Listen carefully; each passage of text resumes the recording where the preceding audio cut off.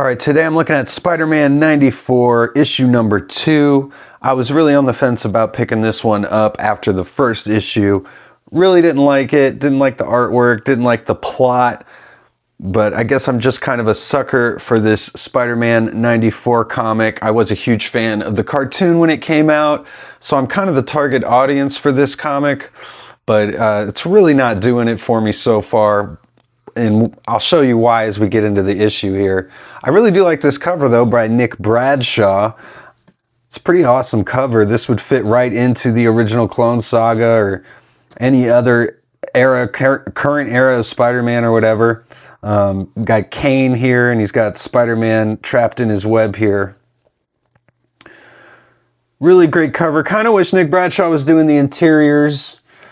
Jim Toe, the artist on this book, the only thing I really remember him drawing before, the only thing that I've ever picked up of his is this Youngblood series.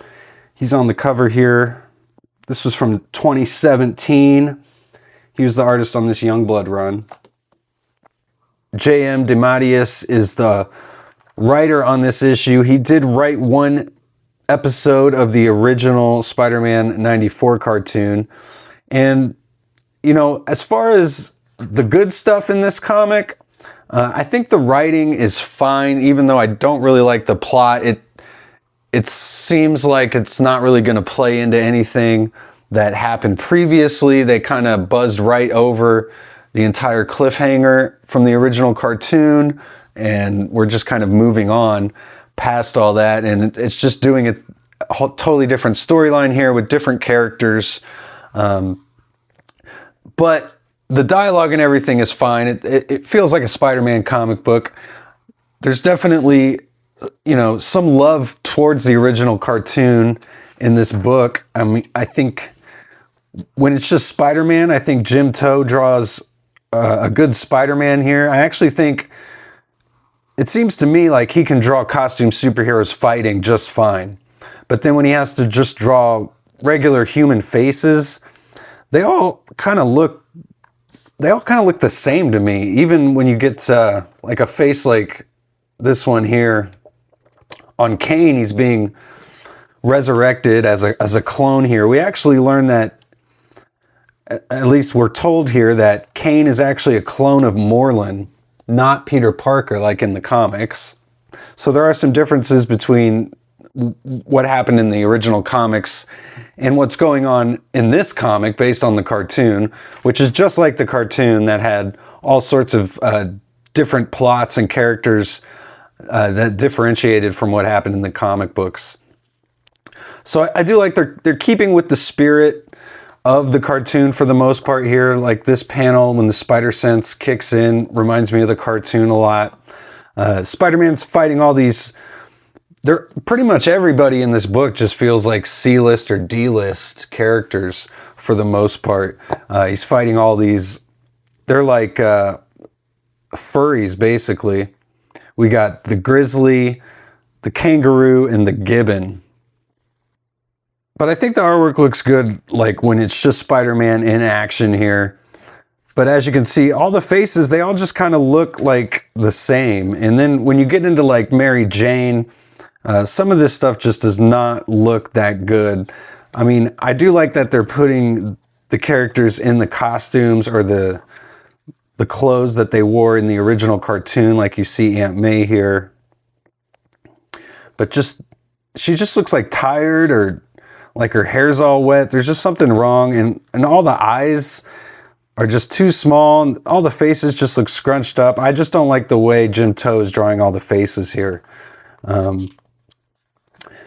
And this plot is really simple to follow. Spider-Man's fighting all these furries. Morlun suddenly shows up and he starts attacking all the furries. And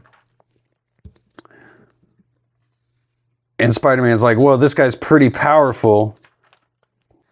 And then Morlun takes it too far and he breaks Grizzly's back here. So Spider-Man jump kicks Morlun here.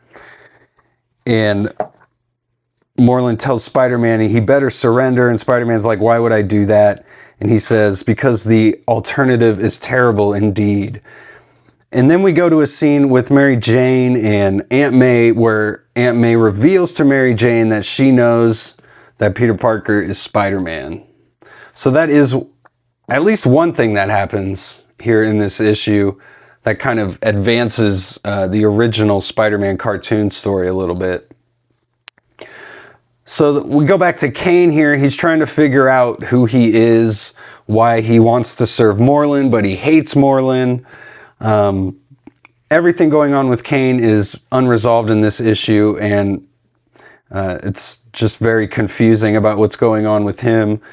Morlun attacks Spider-Man, and Spider-Man gets beat up here. We see the only shot in this whole issue of Peter Parker's, we only see like half of his face. So if you were looking for more really awful panels of Peter Parker's face in this issue, we don't get them.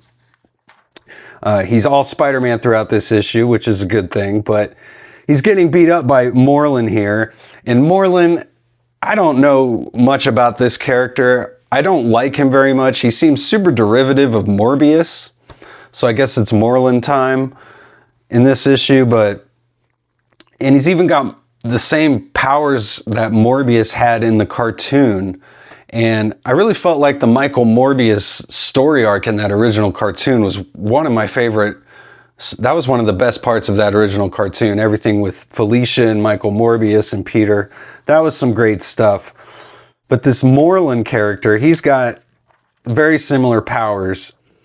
And then at the end of the book, Kraven just shows up. And we did see a hint of Kraven actually hunting Kane in the previous issue. And so here we just see him on another rooftop randomly showing up. So doesn't save the issue or anything, that's for sure. Nice drawing of a lion there.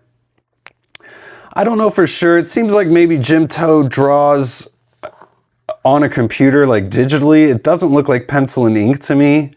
I could be wrong. Now in the back, there is a letter from the editor, Danny Kazim here, trying to tie in this whole series into the original Spider-Man Clone Saga, I guess, or at least mentioning it, even though if you've read these first two issues, you really don't get a hint of the Clone Saga at all, other than Kane showing up and being recloned by Morlun. But he mentions some of the old Spider-Man titles. He says back in October 94, we've got 4 ongoing Spider titles, Amazing, Spectacular, Web of, and Spider-Man. With there being 2 Spider-Men, Peter Parker and Ben Reilly begin to split focus on the 4 ongoing titles, with Peter getting ASM and Spectacular, and Ben tackling Web of and Spider-Man. And he's saying parts 3 and 4 of Back from the Edge from none other than JMD himself, the J.M. DeMatteis, the writer of this book, and Mark Bagley, Tom DeFalco, and Sal Buscema. It's Peter Parker, Spider-Man, and Daredevil versus Vulture and Owl. And then he says parts 3 and 4 of The Exile returns from Terry Cavanaugh, Steve Butler, Howard Mackey, and Tom Lyle. Ben Reilly, Scarlet Spider, faces one of Spider-Man's greatest foes for the first time, Venom. And those are some issues I have, man. I was a big fan of Ben Reilly's Spider-Man. So, and then he mentions the original Spider-Man Adventures comic book as well, which was a takeoff of the cartoon before this. So, I do like this. Just a little shout out to some past Spider-Man books for what it's worth. And then we get the preview for Spider-Man 94, number 3, the cover there. Eric Larson does have a variant cover for issue 3, which is the main reason I'm going to be picking it up and why I've stuck out this series so far. Really was just to get to that Eric Larson cover, because it's actually a really cool looking cover with Spider-Man and all his rogues gallery on it. If you want to read a Spider-Man comic book based on a cartoon character that's awesome, go check out Spider-Man Noir, this new miniseries out with Eric Larson writing and Andrea Baccardo doing the artwork in here. I did a review of this the other day. This is a really awesome comic book. I definitely recommend this one. Skip Spider-Man 94. I'm definitely going to be checking out the 3rd issue of it though, and seeing if it gets any better at all, so stay tuned on my channel. I'll probably review the rest of the series, honestly, and just sludge my way through it so you guys don't have to.